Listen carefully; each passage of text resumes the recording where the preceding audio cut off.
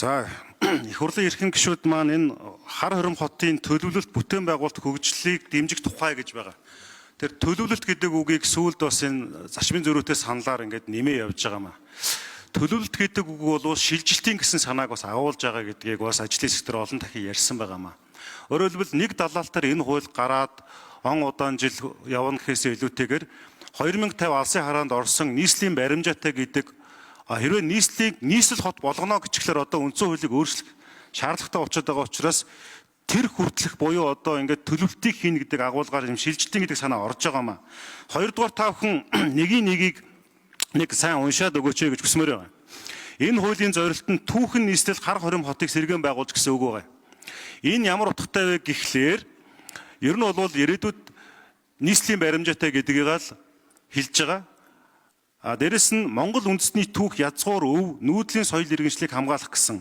Тэр Монгол үндэсний түүх гэдэг нь бол тэнд бол олон хот балгадууд байгуулагдаж улс үндэстэн гүрэн улсууд эмхлэгдэн байгуул зэгцэрч ирсэн гэдэг утгаараа энэ бас геополитикийн шинжийг агуулж байгаа. Энэ нь бол цаад утгаараа бол сая Батэрдэн гишүүний хэлсэнчлэн бас энэ нийслэл гэдэг санаа бол агуулгадад явж байгаа.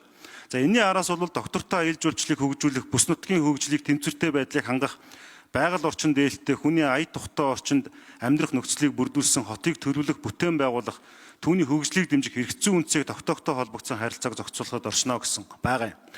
Тэгэхээр хэдүүлээ бас нэг юмыг бас ялгаатай харах хэрэгтэй. Концепц буюу үзэл баримтлал гэдэг бол аливаа хуулийн үзэл баримтлал гэдэг бол тухайн хууль яагаад батлагдах гэж байгаа юм бэ? Яагаад нийгэм эдийн засгийн ач холбогдолтой юм бэ? Ямар чиглэл хүрээнд үйлчлэх юм бэ?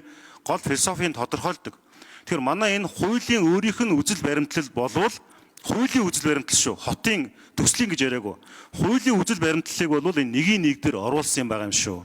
Харин тэр төслийн үзэл баримтлал бол энэ хууль батлагдсны араас мөнгө санхүү зарцуулагдаад техник эдийн засгийн үндэслэл наривчлагдаад одоогийн байгаа тэр 37 янзын концепц буюу 37 янзын уралдаанд ирсэн материал дундаас зарим нэгийг аваад авах гэхээ ухаанаар хэмжээд ирээдүйд нийслэлийн баримжаатай гэдэг шалгуураа тогтоогоод тусдаа гарах юм байгаамаа. Тэр утгаараа бол яг уу гэхээр хууль гарч иж араас нь бол концепц буюу үзэл баримтлал батлагдана. Одоо улсын чанартай хуулиуд дээр бол засгийн газар үнийг тогтоох байгаа. Зөвхөн нийслэлийн одоо үзэл баримтлалыг их хурлаар тогтоох байгаа гэсэн ялгаануудыг та бүхэн олж хараарай гэж хүсье.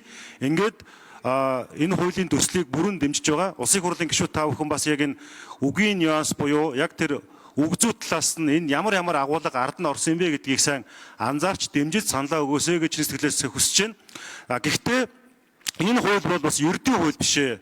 Энэ хууль бол бас 21-р зууны 2 дахь хагасын Монгол улсын өнгө төрх, өрсөлдөх чадвар, дээрэс нь одоо хөгжил дэвшил, бүсчилсэн хөгжил, дээрэс нь технологи, инновацийн цоошин шийдэл, ая тухтай үндсэн хуулийн эрүүл аюулгүй орчинд амьдрах эрхийг хангасан.